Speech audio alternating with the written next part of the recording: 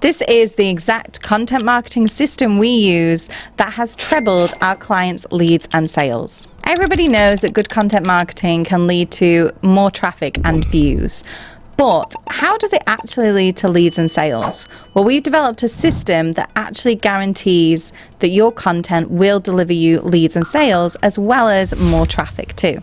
In this video, I'm going to go through the exact system we use with our clients, and it's called the STANDOUT Content Marketing Framework.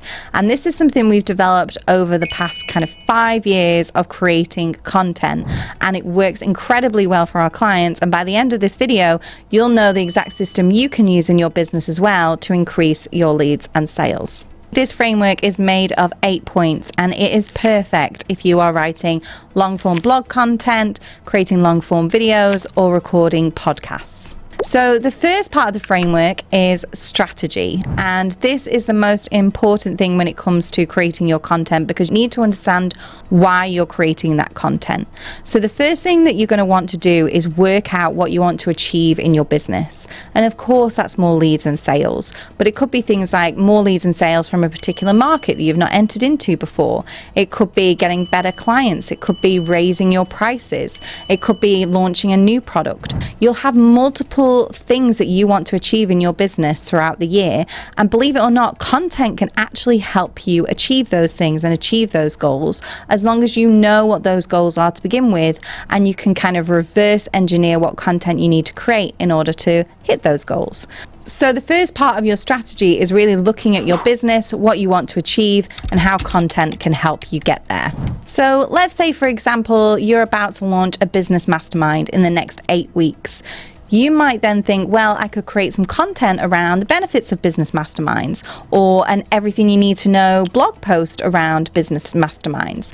You know, you can really think about what content you can create in order to create conversation around the products and services that you're selling. The next thing is target audience. So once we've done focusing on you and your business goals, then you want to move on to your target audience and figuring out exactly what they are searching for, what questions they're asking around your products and services, what they're Googling around your products and services, and generally their objections potentially to working with you as well. So you're really going to want to plot out the journey from the moment your potential client really realizes that they have a problem to the point where they get to actually buying from you.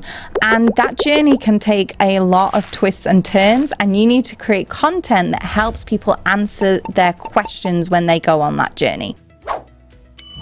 So essentially what you're doing at this stage is you're doing a lot of keyword research, you're understanding your target audience and plotting out their journey, that buyer's journey, and the process that they need to go to buy from you. And you're also looking at your competitors as well, figuring out where they sit in the market and how you differ, just so you can tackle those objections from your potential clients as well.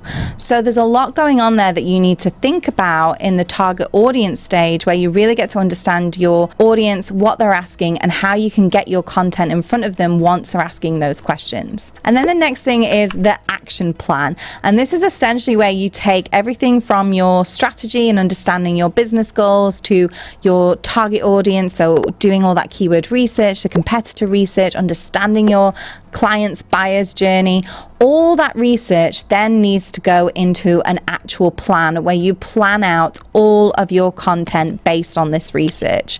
And once you've done that, you have a really, really good content plan that both hits your business goals and makes sure you make more leads and sales, and it also gets you in front of your potential clients and answers the questions that they really want answering at certain points of the buyer's journey as well. So that content plan is your North Star for your content marketing. It includes everything about what you're going to publish, when you're going to publish it, who is in charge of doing what to get it actually over the line and finished and published as well. So that has everything in there that you need to be able to hit your business goals and get more leads and sales. The next thing is creating noteworthy content. Now, once you've actually got a content plan, you actually need to, create the content itself. So what you want to do is make this content as noteworthy as possible. And what we mean by that is it memorable? Does it make you stand out? Does it make it clear what you stand for and what you stand against? And will people want to buy from you based on that content? We ask a question for every single piece of content we create for our clients and for ourselves, and that question is this the best answer to this question on the internet? And if we can confidently say yes, we know that we're going to publish it. Now, I don't mean when I say the best answer, I don't mean the longest, I don't mean that you have to kind of write tens of thousands of words or anything like that. I just mean, does it offer value? Is it story driven? Do you include really good examples in there? Is there a strong tone of voice? Does that come through? Does it come through who you are and what you sound like? Making sure you include all this good stuff in your content is going to be the thing that really takes it up a level and makes you stand out amongst all the others in your industry. Next up is design. So once you've actually created this content, whether that be a video or a podcast or a blog post, you actually need some good design behind it. This could be to create your featured images and images within the blog post. It could be to create your podcast art or your video thumbnails. These things are hugely, hugely important because when you're scrolling on X or LinkedIn or Facebook or wherever it might be, the thing that gets your attention is usually the imagery.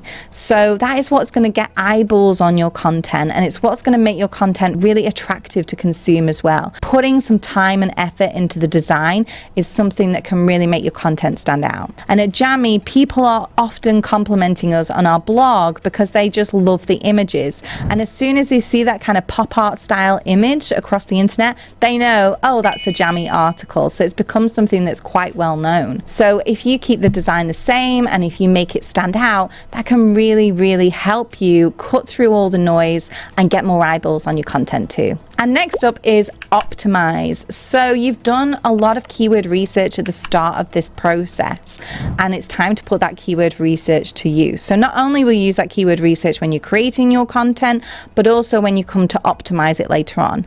Now, it doesn't matter if you're blogging or podcasting or doing video, you should always think about how can I best optimize this for search? How can I make sure that I get as many people finding this organically as possible? So there are things you can do for blog posts where you can optimize them for Google and make sure that you have the best chance of getting in search results. And the same with video as well. There's things you can do to give you the best chance of coming up in search results on YouTube. So there's definitely some effort needed here for you to actually go in and optimize your content once it's actually been created, making sure you have the best chance of getting more eyeballs on it. And if you want to make leads and sales from your content, then this next step is vital, and that's upgrade. So what I mean by upgrade is making sure that every piece of content you produce actually helps upgrade someone to something else, to move them that little step closer to becoming a client of yours. So that could be upgrading their commitment by getting them to take a quiz, downloading a cheat sheet, joining a webinar, or even making a purchase if that's an applicable next step. What you want to do is make sure that every piece of content has this included, and not just at the bottom, at the end of the blog post or the end of the podcast or at the end of a video. Make sure you mention it multiple times throughout so people know the next steps that they need to take in order to work with you. And that's how you can grow your email list and get more leads and sales from your content. It's making sure that every piece of content is designed to hit your business goals and take your audience from just browsing your content to actually taking action with you and buying from you. And finally, we cannot forget about this one, and that's traction.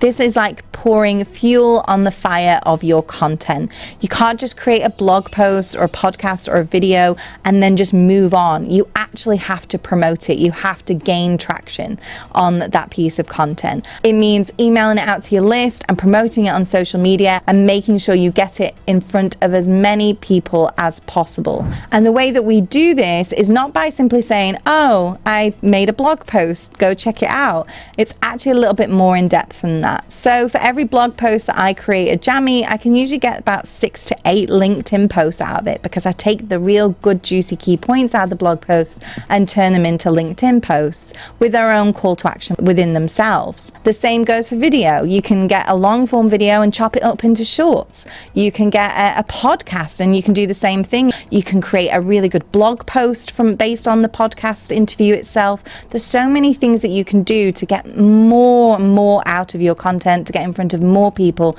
and to make sure that all that effort you've put into creating that original brilliant piece of content gets seen by as many people as possible. So don't ignore that one, because that is something that can lead to more leads and sales as well if you're getting it out there and getting your reach even higher. So there you have it. That's our process for tripling the leads and sales for our clients. And I hope that that's something that you can use in your business as well.